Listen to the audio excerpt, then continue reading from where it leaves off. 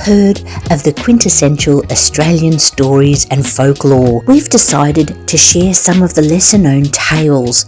These are the kind of tales that interest us, and if you're interested in the history of Australia, the more obscure stories about places and people you may not have heard of, then stay tuned and enjoy this new series, Aussie Tales That You Weren't Taught. Our first episode starts with Liz's long life. Now, Elizabeth Batts was the wife of Captain James Cook. For all purposes, she never once stepped foot on Australia.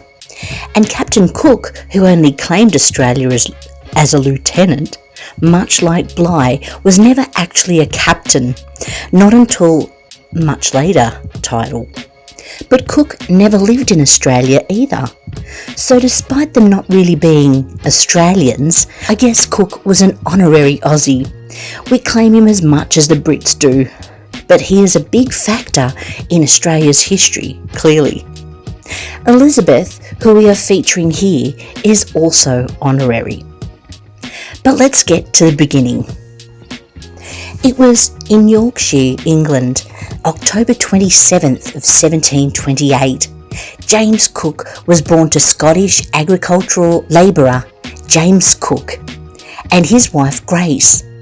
They lived in the Moors area of North Yorkshire, Marton in Cleveland, then Great Ayton, where he completed his studies.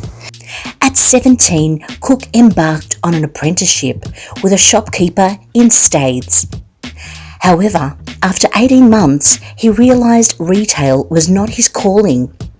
In 1749, he secured an apprenticeship in the Merchant Navy, honing his skills aboard Whitby colliers and spending much of his life at sea.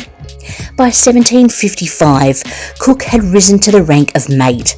He volunteered for the Navy during the 7 Years' War, started anew from the bottom. His dedication paid off, and by 1757 he had achieved the rank of master. In his 30s, Cook, now a promising young Navy man, decided to marry.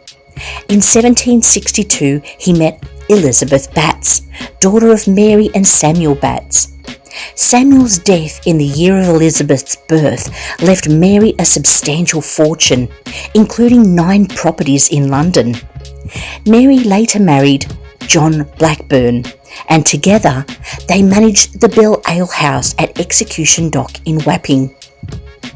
Now, as a seaman, Cook likely frequented the alehouses. Alternatively, Cook might have met Elizabeth through Mary's brother, Charles Smith, a shipping agent. Either way, on December the 21st, 1762, after a brief courtship, Captain James Cook, or James Cook as he was, and Elizabeth Batts were married at St Margaret's Church in Barking. Elizabeth fondly recalled their walk over the meadows to the church for the wedding. After a few months together, Cook returned to sea in April 1763, tasked with the surveying of newly acquired territories in Newfoundland. During his absence, their first child, James Jr., was born. The couple established their home in Mile End, London, where their life settled into a seasonal rhythm. Cook would depart in the spring and return in the autumn, spending winters with his family. At home, he dedicated his time to charting and preparing for future voyages. Their family grew with the birth of Nathaniel in 1764. Over the next few years, they would have Elizabeth Jr. and Joseph in the family, but would both die in their infancy, while James Cook was on his first voyage.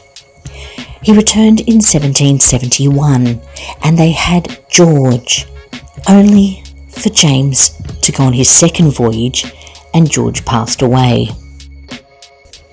It was a sad time. Elizabeth was left alone with the boys and the deaths of 3 babies, and Cook was promoted to commander. So it was good for his seafaring, but not so good for Elizabeth's home life.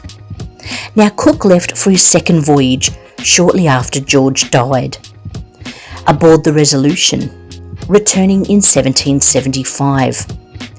Their last child, Hugh, was born in 1776, as Cook set off his final voyage.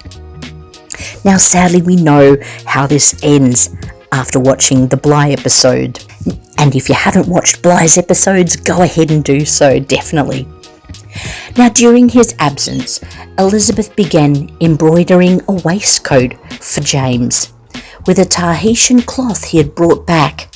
However, in 1780, upon receiving the news of his death, she stopped working on the waistcoat. In a poignant gesture, crewmen from Captain James Cook's final voyage crafted a small coffin-shaped box and presented it to Elizabeth as a keepsake. This box held a lock of Cook's hair and a painting depicting his death. Well, that was lovely.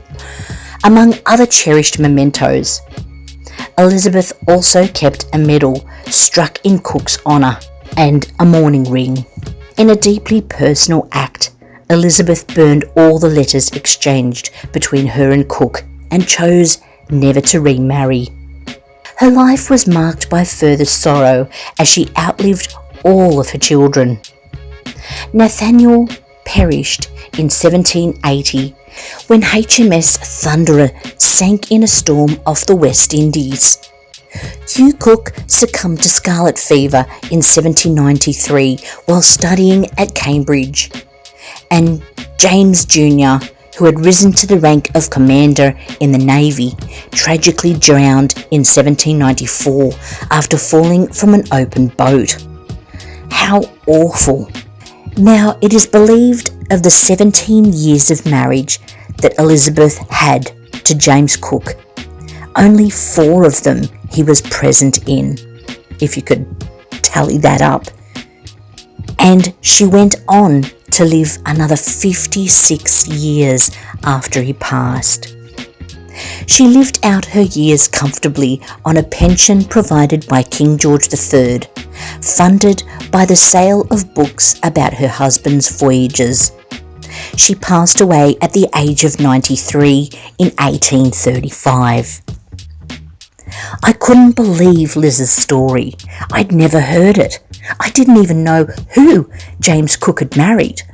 But hearing about Elizabeth's long life without James and outliving her kids, it was such a crazy, sad story, but still one that needed to be told.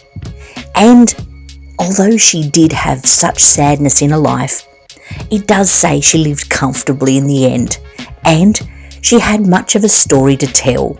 She should have written her own book. Now, just in case you had heard that story, let's throw a little bit more obscurity. Liz's story doesn't end with her death. Well, Elizabeth is buried in St Andrew's Church, around the centre near some pews. She's buried in the centre of the church, where the masses are held. Well, anyway, so a couple of people were having an inside the church picnic for the Sunday school children's group. Found them having instant coffee and sandwiches on top of the grave of Elizabeth Cook, and was sitting on a blanket on top of the graves, and didn't realise until one of them moved the blanket and here lies the remains of Elizabeth Batts Cook. Anyway, a couple of other of her kids are buried there too, I might add. But they were going to be renovating this church and realised that they would have to somehow relocate the body of Elizabeth Cook. Anyway, in all of their little renovations, they actually disturbed a plague pit where people who had died from the bubonic plague were buried in a mass grave and completely covered up. They disturbed this and found bones from it. How about that? Anyway, they took some of the bones and had them tested. They're medieval bones. So, hoping that the virus wouldn't start up again from them disturbing it. Well, That was a disturbing story, and I bet you hadn't heard it. Well, if you had, good on ya. You're about as crazy as we are. One last little nugget of information. The Elizabeth Cook Memorial Fountain in Australia commemorates Elizabeth Batts Cook, the wife of Captain James Cook. This fountain is thought to be the sole monument worldwide dedicated to her. It was a gift from the Sutherland Shire's Bicentenary Women's Committee. How about that? The only monument to this great woman and her long life is in Australia and in New South Wales, in Sutherland Shire. Another bizarre thing was the mourning brooch she wore, and it had a piece of Captain Cook's hair in it, probably what was collected in that little wooden coffin box that she was given by the crew.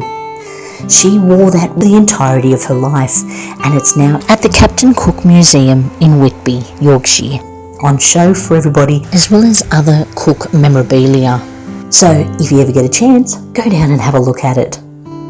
Well, we hope you enjoyed this episode on Elizabeth Batts Cook. Now, she wasn't an Australian, but we claim her and Captain Cook as honorary. She had the most extraordinary life, and so sad in the beginning. She showed just as much strength and endurance as Captain James Cook did, I think. And so do the women of the Sutherland Shire, who have memorialised her in the gardens at Caringbah South. We also hope that you have a wonderful Christmas and New Year's. We're going to take a little break, but we won't be gone too long. And in return, we will be starting this new segment, Aussie Tales You Weren't Taught. We hope you enjoyed this episode and stay tuned for much more in the new year. Merry Christmas and a very Happy New Year to you all. Stay safe and enjoy the holidays. From your pals at Haunted and Historic Australia.